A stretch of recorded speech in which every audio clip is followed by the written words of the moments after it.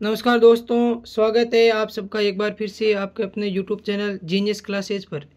तो आज के इस वीडियो में हम लोग कक्षा 12 का जो भौतिक विज्ञान का पेपर होने वाला, जो फिजिक्स का पेपर होने वाला है 8 मार्च को, उसके जितने भी महत्वपूर्ण जो डेरिवेशन है उनकी हम लोग बात करने वाले हैं। पेपर की दृष्टि से जो आपका पार्ट सी और आपका जो पार्ट डी रहता है, जिसके अंतर्गत आपको 3 नंबर और 4 नंबर के क्वेश्चन पूछे जाते हैं। ठीक है, उसमें कौन कौन से ऐसे डेरिवेशन है जो आपके एग्जाम के पॉइंट ऑफ व्यू से बहुत ज़्यादा इंपॉर्टेंट है। उसके साथ साथ में जो आपका बी पार्ट रहता है उसके अंदर आपको 1.5 यानी कि 1.5 नंबर का क्वेश्चन पूछा जाता है। उसके भी कुछ इंपॉर्टेंट क्वेश्चन है, उनकी भी हम लोग यहाँ पर बात करने वाले। तो शुरू करते हैं वीडियो को। तो जो पहला क्वेश्चन है आपके चैप्टर नंबर 1 से, विद्युत द्विध्रुव की अक्ष और निरक्ष पर विद्युत क्षेत्र की तीव्रता। विद्युत द्विध्रुव की अक्ष और निरक्ष पर विद्युत क्षेत्र की तीव्रता का आपको जो डेरिवेशन है पूछा जा सकता है। अक्ष पर तीव्रता कितनी होती है? अक्ष पर तीव्रता होती है 2kp/r³। और दूसरी अगर लोग बात करें तो निरक्ष पर तीव्रता कितनी होती है? निरक्ष पर विद्युत क्षेत्र की तीव्रता होती है kp/r³। इन दोनों में से कोई एक आपसे पूछा जा सकता है। साथ में विद्युत द्विध्रुव के कारण विद्युत विभव जो होता है, ये चैप्टर 2 में है, तो वो भी इंपॉर्टेंट है, उसको भी एक बार पढ़ के जाना। सेकेंड क्वेश्चन, अनंत लंबाई के आवेशित चालक तार के कारण विद्युत क्षेत्र की तीव्रता। अनंत लंबाई के आवेशित चालक तार के कारण विद्युत क्षेत्र की तीव्रता का जो फॉर्मूला है 2k λ/r, E बराबर 2k λ/r। ये भी अपना इंपॉर्टेंट डेरिवेशन है चैप्टर नंबर 1 में से। इनकी चैप्टर नंबर 1 में से अपने अधिकतम 1.5 यानी कि 1.5 नंबर का क्वेश्चन पूछा जाएगा, जिसमें इन दोनों में से एक क्वेश्चन अपना कन्फर्म है। या तो अनंत लंबाई के आवेशित चालक तार के कारण विद्युत क्षेत्र की तीव्रता, या विद्युत द्विध्रुव के अक्ष और निरक्ष पर विद्युत क्षेत्र की तीव्रता। नेक्स्ट, सेकंड चैप्टर में से समांतर प्लेट संधारित्र की धारिता C बराबर A/0/d। C बराबर कितना होता है? A/0/d। या फिर ऐसा हो सकता है जब संधारित्र की प्लेटों के बीच में कोई प्रवैद्युतांक या कोई माध्यम रख दिया जाए, या फिर डायरेक्टली समांतर प्लेट संधारित्र की धारिता। इसके साथ साथ में सेकंड चैप्टर में से एक और इम्पोर्टेंट क्वेश्चन अपने बन जाता है 2 आवेशों के निकाय के कारण या 3 आवेशों के निकाय के कारण, जिसमें से 3 आवेश वाला ज़्यादा इंपॉर्टेंट है। 3 आवेशों के निकाय के कारण संचित ऊर्जा, 3 आवेशों के निकाय के कारण संचित विद्युत स्थितिज ऊर्जा। इसके अलावा बात करें नेक्स्ट क्वेश्चन नंबर 4 की। क्वेश्चन नंबर 4 अपने चैप्टर नंबर 3 में से रहने वाला है प्रतिरोधों का संयोजन। प्रतिरोधों का संयोजन, अब वो चाहे श्रेणी क्रम संयोजन हो या फिर समांतर क्रम संयोजन हो, दोनों में से किसी एक पर आधारित आपको न्यूमेरिकल यहाँ पर चैप्टर नंबर 3 में से पूछा जाएगा। तो श्रेणी क्रम संयोजन और समांतर क्रम संयोजन का न्यूमेरिकल एक बार सब लोग पढ़ के जाए। इसके अलावा चैप्टर नंबर 3 में से इंपॉर्टेंट जो क्वेश्चन बन जाता है ओम का नियम एवं प्रतिरोध।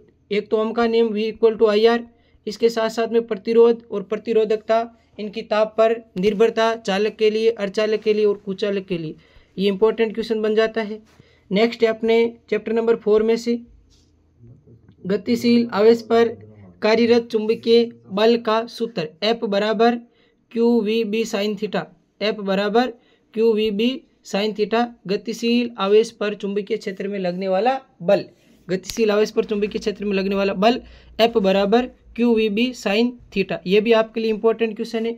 इसके साथ साथ में लोरेंज बल और इसकी दिशा ज्ञात करने के लिए आपको 1.5 नंबर का क्वेश्चन पूछा जा सकता है। वैसे इस चैप्टर में से 3 नंबर का क्वेश्चन भी आएगा एक। ठीक है, 3 नंबर में कौन सा क्वेश्चन बनेगा उसकी बात कर लेते हैं। पहले तो 1.5 नंबर में क्वेश्चन बन सकता है गतिशील आवेश पर कार्य चुंबकीय बल, और दूसरा लोरेंज बल और इसकी दिशा।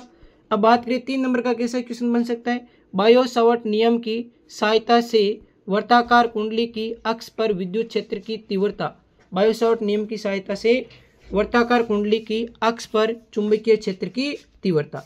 या फिर इसमें से क्या बन सकता है, एम्पियर का परिपत्य नियम एवं इसके अनुप्रयोग। ये आपके 3 नंबर का क्वेश्चन देखने को मिल सकता है। एक तो बायो-सावर्ट नियम पर आधारित, जिसमें मेन जो इम्पोर्टेंट है वर्ताकार कुंडली के अक्ष पर चुंबकीय क्षेत्र की तीव्रता, बड़ा वाला जो फॉर्मूला आता है μ0 ∆I/2 + x² की पावर 3/2। इसके साथ साथ में एम्पियर का परिपत्य नियम और इसके अनुप्रयोग, ये भी अपने काफ़ी इंपॉर्टेंट क्वेश्चन यहाँ पर चैप्टर नंबर 4 में से रहने वाला। इसके बाद में बात करें नेक्स्ट चैप्टर की। नेक्स्ट चैप्टर अपना कौन सा, प्रत्यावर्ती धारा वाला। अब बात करें चैप्टर नंबर 5 और 6 की, तो उसमें से छोटे क्वेश्चन ही पूछे जाएंगे। प्रत्यावर्ती धारा वाले पार्ट में से आपके 2 ही इंपॉर्टेंट क्वेश्चन बनते हैं। और बड़ी बात यह है कि इस चैप्टर में से 4 नंबर का क्वेश्चन आएगा, एक तो चैप्टर नंबर 7 में से और एक चैप्टर नंबर 9 में से। अब 4 नंबर में इस चैप्टर में केवल और केवल आपके 2 ही क्वेश्चन बन सकते हैं, एक तो LCR परिपथ और अनुनाद की स्थिति। LCR परिपथ में हम अलग अलग 3 केस पढ़ते हैं, उसमें एक तो VR जब बड़ा हो VL से, एक VL जब बड़ा हो VR से, और एक ये जब इक्वल हो जाए तो अनुनाद की स्थिति उत्पन्न होती है। तो ये तीनों केस बहुत इंपॉर्टेंट है 4 नंबर में। और 4 नंबर में दूसरा क्वेश्चन बनेगा आपका ट्रांसफॉर्मर और इसकी क्रियाविधि।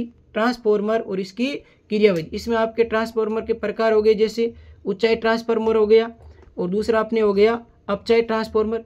अब देखो विशेष बात यह कि 4 नंबर में सिर्फ पूरे पार्ट में से 2 ही प्रश्न बन सकते हैं, एक तो ट्रांसफॉर्मर इसकी कार्यविधि, ठीक है, प्राथमिक कुंडली और द्वितीय कुंडली में फेरों की संख्या में संबंध या शक्ति गुणा के बारे में, साथ साथ में ट्रांसफॉर्मर की जो आयनियाँ होती है उनके बारे में भी 4 नंबर का डेरिवेशन। और दूसरा अपने बनता है LCR परिपथ।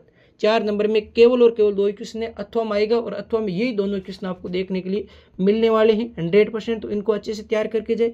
नेक्स्ट चैप्टर अपने किरण प्रकाशिकी में से जो इंपॉर्टेंट क्वेश्चन रहने वाला है वो पहला तो है लेंस मेकर सूत्र।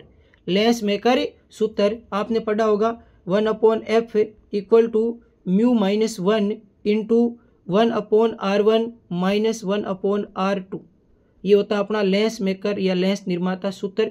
तो किरण प्रकाशिकी वाला जो पार्ट है इसमें से भी कितने नंबर का क्वेश्चन आएगा, 4 नंबर का क्वेश्चन आएगा, जिसमें आपका लेंस मेकर सूत्र वेरी इंपॉर्टेंट रहने वाला है। साथ में अथवा में आपने को देखने को मिल सकता है संयुक्त सूक्ष्मदर्शी। संयुक्त सूक्ष्मदर्शी की आवर्धन क्षमता ज्ञात करना, संयुक्त सूक्ष्मदर्शी की आवर्धन क्षमता ज्ञात करना, या फिर आपको मिल सकती है अपवर्तक दूरदर्शी। संयुक्त सूक्ष्मदर्शी या परावर्तक दूरदर्शी, संयुक्त सूक्ष्मदर्शी या परावर्तक दूरदर्शी दोनों डेरिवेशन लगभग एक जैसे ही हैं। तो या तो संयुक्त सूक्ष्मदर्शी या परावर्तक दूरदर्शी, और अथवा में क्या रहने वाला है लेंस मेकर सूत्र या लेंस निर्माता सूत्र।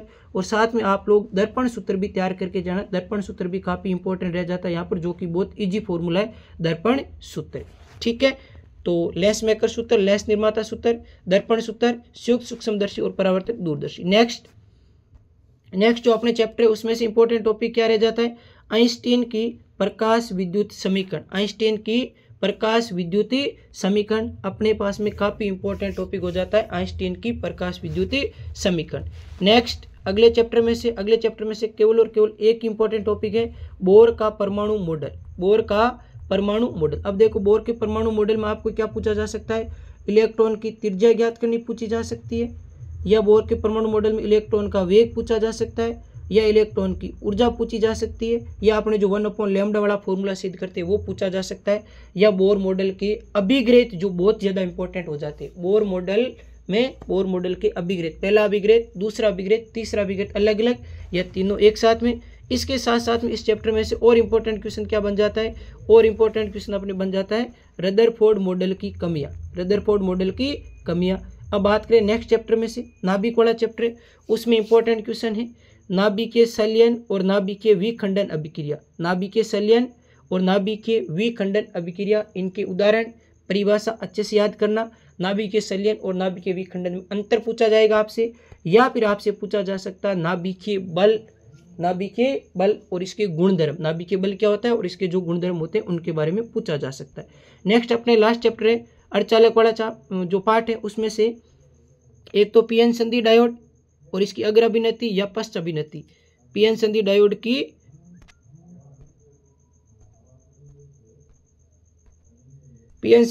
की या तो अग्र अभिनति या पश्च अभिनति। पीएन संधि डायोड की अग्र अभिनति 22 या पश्च अभिनति 22। साथ में एक आपका जो इंपॉर्टेंट है अर्ध तरंग दिष्टकारी या पूर्ण तरंग दिष्टकारी, क्योंकि इस चैप्टर में से अपने को 3 नंबर का क्वेश्चन देखने को मिलेगा।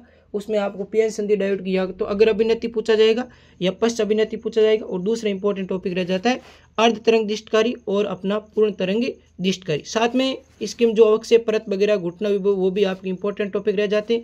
तो ये आपके जो 18 यहाँ पर डेरिवेशन है ये काफ़ी इंपॉर्टेंट है, जिसमें 4 नंबर वाले क्वेश्चन भी शामिल है, 3 नंबर वाले क्वेश्चन भी शामिल है और 1.5 नंबर वाले क्वेश्चन भी शामिल है। लगभग आपके जो पेपर है वो इसमें से देखने को मिलेगा, जिसमें 4 नंबर और 3 नंबर वाले क्वेश्चन की 100% गारंटी, इनसे बाहर आपको क्वेश्चन देखने को नहीं मिलेंगे। तो मिलते हैं एक और वीडियो के साथ में, तब तक के लिए